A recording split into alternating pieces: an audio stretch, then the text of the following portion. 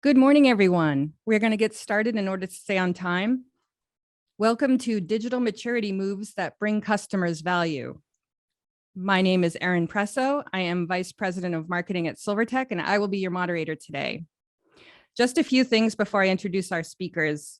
The webinar will last about 30 minutes, and we'll be taking questions at the end. So please save as many questions as you have, and you will see at the bottom of your screen, you have a little Q&A button. Please submit the questions there. Now to introduce our speakers. First, please welcome Jasmine Martirassian, Chief Marketing Officer and Chief People Officer for Mercury. Mercury is an innovative shipping and logistics company. We also have Mark Fleischer, Channel Growth Director, and Ben Franklin, VP of Channel from Kentico. Kentico is a digital experience platform solutions company. Finally, we have Jeff McPherson, Chief Digital Officer at Silvertech. Silvertech is a national digital experience agency. To kick things off, I'm going to ask you this question first, Jeff. What is digital maturity, and why is it important for organizations to know where they fall on the digital maturity scale? Well, good morning, everyone, and thanks for the question, Erin. There's kind of two parts to that. The short answer is it's really a scale to measure yourself at any point in time. When we talk about digital maturity, we talk about things of how do you benchmark yourself and compare amongst others in the market, your competitors, for instance. Because it's really important to understand who your audiences are, but what do your audience's experiences look like? What platforms are they familiar with? What other experiences are they familiar with? Because ultimately, they're following the leaders, they're getting used to certain technologies, they're getting used to certain standards.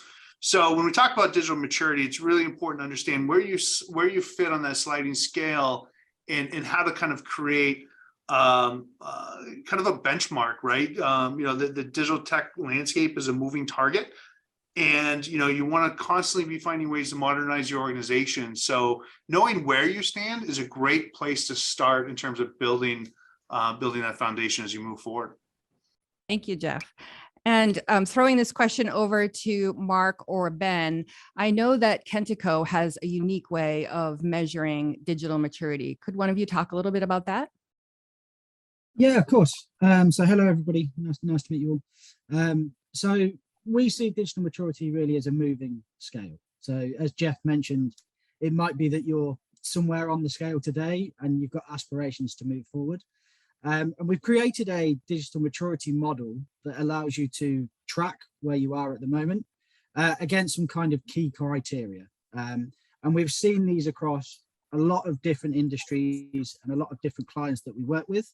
And we work alongside people like Jeff and the team to enable customers to move their way up through this maturity model. So, for example, one of the key areas within the maturity model to start with is often the purpose that you have for your solution. Quite often we see that even the most successful businesses still don't see digital as a key aspect. We see at the other end, some people see it as the be all and end all of their business, and it's really important to them. So the first thing really to understand is where you fit along that scale, and that will help you getting the buy-in from people within your business as well to understand whether it's a key driver, whether it's the main impact to driving revenue for your business, or it might be, for example, that you're just wanting it as a brochureware, a shop to show off where you're based or what you do. And that's as far as you need to go digitally at the moment. So there really is a big spectrum that sits across what purpose the solution can have. Frankly, I would add that today, if businesses are not thinking in terms of digital maturity, then they're not fending for their business, because all marketing is digital. And I'd say we were very digital before the pandemic as well, but if anything, the pandemic put it on steroids. So, and when it comes to the B2B world, we have to think in terms of B2P, business to person, because those buyers on the B2B side, they're also consumers. So their B2C experiences of constantly shopping on Amazon and other websites frame how the expectations they have from their B2B experiences. So it's critically important. And I love framing it in terms of digital maturity. Yeah, and I think going along those lines too is also understanding kind of, not just the size of the marketing team or the development team that organizations have and where that kind of places them on that digital maturity model, but also kind of the skill sets. What type of tools are they going to be using to kind of accomplish those different goals and objectives in order to drive those different kind of levers that every organization is looking to do. And I think that kind of goes hand in hand with, kind of what we look at in terms of like analytics. What sort of solutions are we working on? Are we planning on mapping behavior or segmentations? What's our strategy around personalization and being able to identify and really define what those key objectives and outcomes are going to be. Really allows organizations to really truly understand where they fall on that digital maturity scale. Thank you, Mark. That's a great point. So you mentioned quite a bit of functionality there. I guess, how do you know which modernizations to focus on first?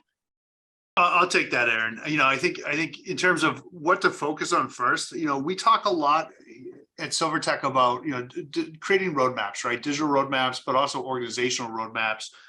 What we have to identify is kind of where whether you're similar to Jasmine and you're a B2B, B2P, I like that definition, but whether you're a shipping company, for example, or you're a credit union or a bank or a manufacturing organization, ultimately comes down to knowing what your customer expectations are, doing an analysis of what your customers need, what they expect, what their experiences need to look like, and then where your gaps as an organization. Basically, one thing that we like to say is, in every conversation, if you could put the customer, whatever your customer may be, in the center of the room and pretend that customer is part of every conversation you have about what your experience needs to look like as an organization, how you handle, interactions, what your sales team is doing, marketing team is doing. It comes down to creating a roadmap that really helps you prioritize across your organization with those various projects. So when we talk about which modernizations to focus on, it's really, really important to take a look at all your various teams. What are the various needs that they have? And then how do we start to prioritize that? Because I can tell you, as many of us on this call probably are familiar with, the fall is always trade show season, right? Everybody goes to conferences, we go to trade shows, and everybody's taking an obscene amount of notes. They're meeting with an obscene amount of partners, and they go back to their organization and they're like, we've heard all these great things. We've got to do all these great things. And then everything stops because instead of, prioritizing and creating a true roadmap that's aligned with the organizational goals and the technology goals, we try to boil the ocean. And when we try to boil the ocean, you really set yourself backwards when you focus on the modernizations that you really need to achieve. So I think for us, from Silvertech's perspective, our goal is really to focus on how do we create good, solid organizational-wide roadmaps that help prioritize those needs and focuses. And I think, Jasmine, you had something to add as well. Yeah, I cannot agree more with your focus on prioritization. And the kind of the drive to boil the ocean, frankly, comes probably from perfectionism or fear of failure. I'm serious about that because digital maturity, digital awareness should go all the way up to an organization's CEO and board. Organizations that put premium on their digital maturity and making sure that they're ahead of the curve will inevitably win.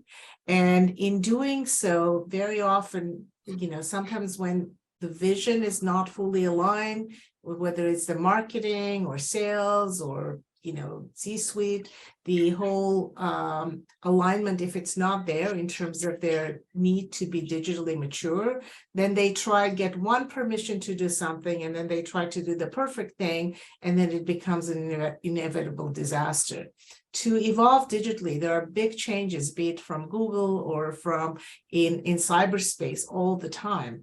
organizations must create the solid infrastructure and then keep building with the right content. And people's ideas and thoughts and tastes also change and evolve, right? So you have to be constantly, evolving. It's not something that will ever end, but identifying your priorities, focusing, getting it done, and moving to the next thing will bring you far. I can completely agree. I think from a technology aspect as well, it's important that the technology helps you. So it's not a case of standing in your way or putting barriers to stopping you being able to do things. I think it's really important that you have technology in place that either can do some of that work for you and take some of that burden away, or makes it very easy for you to be able to do that work yourself. And from a technology aspect, I think typically we see across the industry that some of the technologies that people have in place are limiting the ability for them to move forward in the maturity as well. Yeah, So true. Ben, I'd love to add to what you just said. One thing that we have found when you do internal planning and modernization focus, basically when you do these roadmaps well, you kind of take a step back and you look at what are your key audience types that you're trying to target and market to, speak to, engage with. And when that's well defined, and then you go through this road mapping exercise, one thing that we found is it's amazing how many times we come across situations where different departments, and oftentimes siloed departments from each other, are working on very similar initiatives for two different customer types that might use, to your point, the same technology standard to accomplish those goals, right? So we've seen in organizations, especially in some of our utility customers or manufacturing organizations, where there might be scenarios where two different departments have budgeted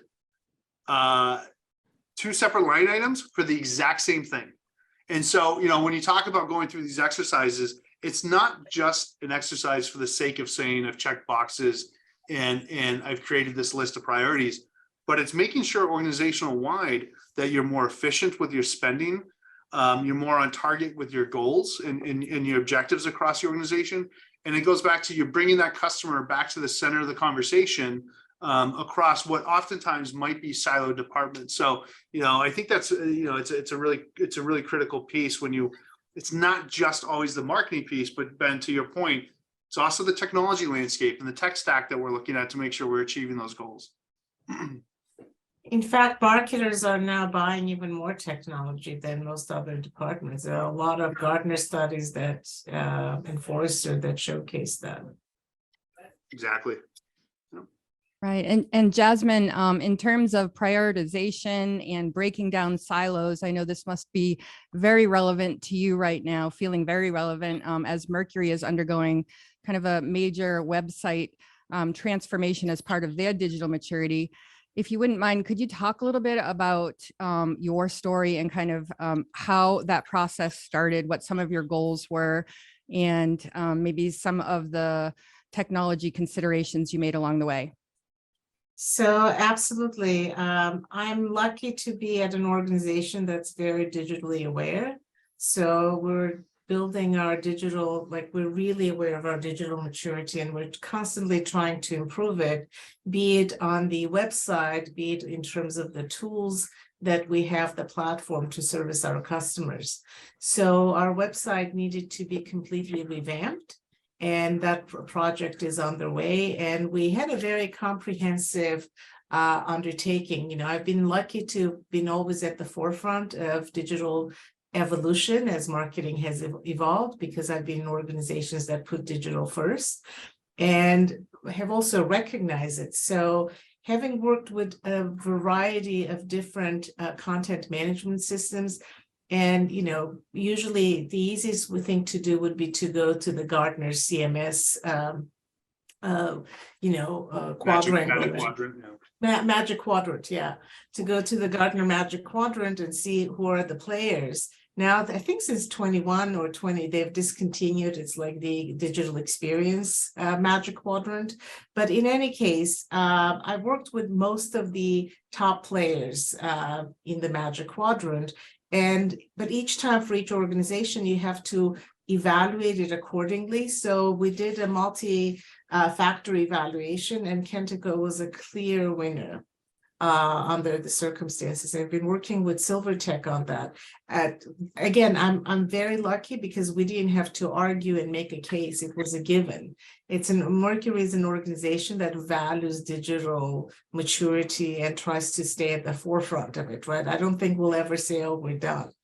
But other organizations approach it very often with fear, hesitation. So those are major challenges. And we actually, for each organization, you have to look at the context, what works for that. We even created an entire document with all these factors and compared different content management systems. And Kentico was phenomenal. And for our organizational needs, I'm very confident in the decision we made and the way it's shaping up in the development with Silvertech. So thank you. Thank you, Jasmine. Could you talk a little bit more about what some of the digital enhancements were and maybe what your goals were with those? Well, we love the modularity of Kentico. We love that it's a SaaS product, so are a lot of the competitors. We love that it lends itself really well to SEO. It allows for A/B testing and personalization. We love its email functionality, which is a huge bonus. We just love, it's a .NET product, so it will integrate easily with our Microsoft suite of product offerings. So, and you also look at the sales process, frankly, and how that goes. And you can tell a lot from the sales process about how the organization functions otherwise. So that was also a bonus. That's great. Thank you. And how, for some of those features that you just mentioned, how do you think that kind of moves your digital maturity as an organization forward? So Erin, I should add, it's not, there are other features too, right, that I'm kind of taking for granted, like building a responsive side, integrating, say, with HubSpot and other ecosystems. What it does, it will create our 24/7 storefront. Because, I always like to say, if it's not on the website, it does not exist. Your website is your mothership. And we have to ensure that we're always driving improvements to the website. So we will optimize our critical keywords. We'll make sure that we're showing up at the top of Google results. It's actually quite doable if you have the discipline. But again, it's two sides of the coin. You cannot do just like one or the other. You need to have the great technical infrastructure in the first place, and then also the great content. Like, you cannot just succeed with only one side of that coin. The coin would not exist. So this collaboration with Kentico and Silvertech is positioning us to accomplish our goals in terms of achieving digital domination, frankly. And I'll be honest, any organization that doesn't think in those terms is not going to win. Jasmine, you bring up a really great point.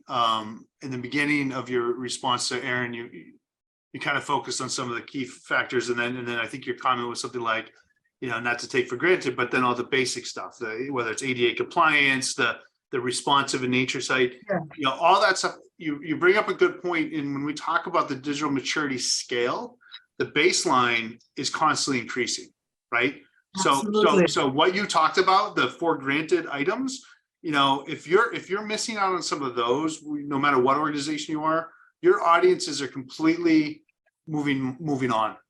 Because if you don't have the complete library, if you don't have some fundamental basics, you're below that scale, the Mendoza line, and whatever you want to refer to it as.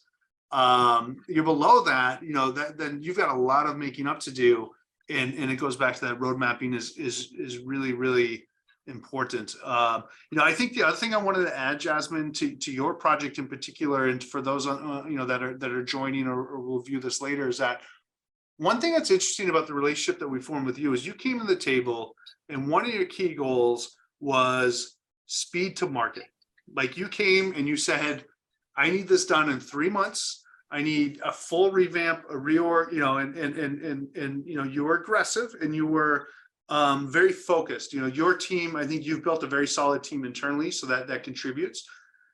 But we're seeing this more and more in the market space, and I think it's really important that when you look at your, whether you know, your platforms, your vision of a new website, going to market in a timely fashion is key, because I think more and more organizations have learned over previous rebuilds that when you get projects that extend over a long period of time, you get fatigue. Your team, your C-suite, those that you report to, they get fatigue. And I think you don't want to rush a project ever. You want to do it right, but you got to find a good sweet spot, because when you start to get fatigue, people start to lose interest, and then things start to get rushed, and then you go to market, and it really actually deflates the overall value of what you've just invested, or probably a considerable amount of your budget on. So I think, you know, one thing I want to add about your project that's really interesting to me is you're like, here's my window, here's what we've got to get done, let's make it happen. And that focus, both for our team and your team, has been right on, because it's allowing us to really remain uber focused from start to finish on that project, which is turning out good work. Thank you, Jeff. Very fair comments and all completely accurate. And I appreciate the help we're getting from that. And it's a great collaboration, right? But think about it. I don't know any other way of being and deploying those sites and projects. You're absolutely right about the fatigue, but also every day that you don't have the new website is every day that you're losing revenue, leaving it on the table. Because these days, you know, any marketer should be focused on the inbound leads and their conversion to revenue, and think of revenue marketing. One thing that helps us in our collaboration, and I think it's a fair statement as well, is you need to be disciplined as an organization too. When you go to an outside partner, you know, stick to scope. Define the scope and stick to it. Do not start changing your mind. That takes discipline, goes back to prioritization. And prioritization, discipline are really critical in the digital era, because it's so easy to then be carried away with the like flavor of the minute idea. And then nothing gets done, and it results in disarray, and then you have no outcomes. I'd rather you launch an MVP, a minimally viable, you know, product, and then keep driving iterative improvements, because that work never stops. And in fact, what's interesting, the way most people approach content updates on the website too, has to do, is in a way that does not help for them to rank on search engines, because they wait to come up with the perfect copy and then make the update. Whereas you have to constantly iterate to send the signal that this is current content that's being tended to. In terms of customer value, digital maturity is, to me, is a requisite. I won't even debate that it has value. Like, anybody who doesn't know the value of customer maturity, they're missing the boat completely. Like, that train has left the station. Jasmine, just with that, sorry to interrupt. No, go ahead. But there may be people on the call where perhaps their executives don't understand digital maturity in the way that you do. Would you have any advice to those people? Really tell them to step back and think of their own behavior. Are they shopping themselves? Is their spouse shopping somehow? How are they making buying decisions? When is the last time they bought something from a cold call or an email versus going and doing a search inside, you know, on search engines, right? How are they making their own decisions? And if people step back, this constantly kind of amazes me, how people behave in a certain way themselves, but expect others to be behaving in an entirely different way. Wow. So if you're not buying from a cold call, or you're not buying from a knock on the door, you know, like the historical vacuum salesman you hear about in stories, how are you shopping today? How are you making your buying decisions? Really, it's all happening in cyberspace. And your best storefront is your website, which can only live if it has a viable foundation. You know, and not everything that necessarily comes free is best. I'm not going to name companies, but yes, you can build up a website and put it out there really fast for free, that's not going to bring you the results that you're looking for on so many levels. There's also the matter of security. Again, those are things that you take for granted in selecting a website today, like selecting responsive. I remember in 2014 when we launched a Lesley University site, it was in the top 7%, first 7% of US sites that were responsive. That was a big deal. Today, any website should be responsive, right? As Jeff said, time moves forward and you have to move along with that. I mean, and 2014 is not that far back. We're talking only about like 8 years. So Yeah, having I look at my own children, and the decisions that they're getting, approaching. My son's over 20, and as my daughter approaches, the decisions that they'll be making in banking, right, in education, and my daughter looking at colleges. I'm watching what's happening, and the engagements from a digital perspective are truly fascinating, and their decision making is brand affiliation in those digital experiences.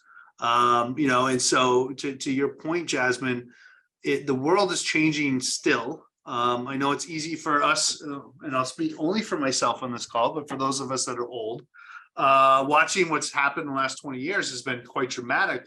But I think it's actually only getting more progressive and faster, especially with watching, for example, how my daughter is looking at colleges and universities and what the engagements, the back and forth communication looks like, and how they're directly and indirectly building affiliation with them. How my son has looked at certain banks and credit unions, now that he's away from home out in Texas, and his decision making on where he's going is solely based on how he's seeing marketing in those communications in different formats. It's different. It's changing, and so I think it's really important. I like your answer about to Ben's question is how do you get buy-in? How do you get engagement? And I think you've got to realize that even if it's working for you today, and your status quo, it doesn't mean it's going to be that way tomorrow or the next day. All you need is one disruptor in the pack. I've been in situations where they say, oh, in our industry, they don't do this digitally. Well, trust me, all you need is one determined executive who will make it happen for a competitor, and then what happens? Yeah. So that's really critical. In fact, to add to your point, Jeff, about decision making, how your kids are selecting their colleges, universities. This year's HubSpot's inbound conference focused exclusively on building digital communities, because that's the next phase, that sense of affiliation that people are building. Definitely going to have huge impact on a lot of critical outcomes for different organizations. So to me, it's not even a choice. Any executive that's not awake to the reality that they need to dominate digitally, they're really missing the boat. Thank you, Jasmine. I agree. I know we talk a lot about digital modernizations being customer conveniences, but to Jeff's point, I think, the younger generations, they don't consider online banking a convenience. They just consider it banking. That's the way they do business. That's a necessity. If you could talk a little bit about, how you'll measure the success of your digital maturity and your website transformation. So looking out a year or so, how will you know that you're making the right progress? Well, we're going to look at both the traditional numbers, like number of sessions, number of unique visitors, but more importantly, it's the engagement. Are we going to have an increase in our inbound leads? Are we going to, how are they converting to revenue? And ultimately, what is it doing to the brand? What impact does it have on the brand, right? Like, are we showing up as a player of choice? Because it's not just about leads, but it's also creating that engagement with the brand. Are we becoming the default choice for a lot of our clients? So those are some of the measures that we will put in place. But a website is not like this steady thing. You have to constantly keep evolving it. So we're going to be developing, say, a blog, and then we'll see what's the readership of that blog. there are a variety of valid measures, and everybody has to look contextually on what really matters to them. We all want to talk about outcomes and measures, but I'd say focus on the measures where you can make a difference. And among the key measures that we'll look at is, for our critical keywords, how many of them are ranking at the top of Google results? And if you win on Google, you'll win on Bing, Microsoft. But so those are really critical measures for us to follow. Perfect. It looks like we're starting to run out of time. We do have a couple questions. If anyone has any questions, please feel free to submit them through the Zoom platform, and we'll get to as many as we can. Does anybody else from the panel have any other comments before we start on the questions? Okay. This first one, it looks like, is for Mercury. Were there any roadblocks or challenges you encountered in your project that would help others avoid pitfalls? That's a great question. I think pre-plan, know exactly what you want. I mentioned scope during my conversation, and scope creep is a really terror that everybody should avoid. So be kind of an informed buyer and decision maker, and articulate upfront exactly what you need. And make sure that you have a meeting of the minds with the development company, right, with your partner on that. So then you will avoid all sorts of aggravations that nobody needs, and life is too short. Exactly. This one also came in for you, Jasmine. How did you get executive buy-in on the budget required? I'm very lucky. We have a brilliant CEO, Josh Meadow, seriously brilliant CEO. So it was not a struggle at all. He's a visionary. He knew this was needed, and we came to a very kind of agreeable situation with Silvertech, and it was not a struggle at all, for which I'm extremely grateful. Perfect. Thank you. It looks like we're just about out of time. Any questions that we couldn't get to now, we'll send along in an email. And I know we also have a link going out to the online digital maturity calculator and the ebook that we've put together with our friends from Kentico. So at this time, I'd like to just thank our panelists and thank everyone for taking the time to join us today. Just keep an eye out for the email follow-up with the recorded version of this webinar, the calculator, and the other materials.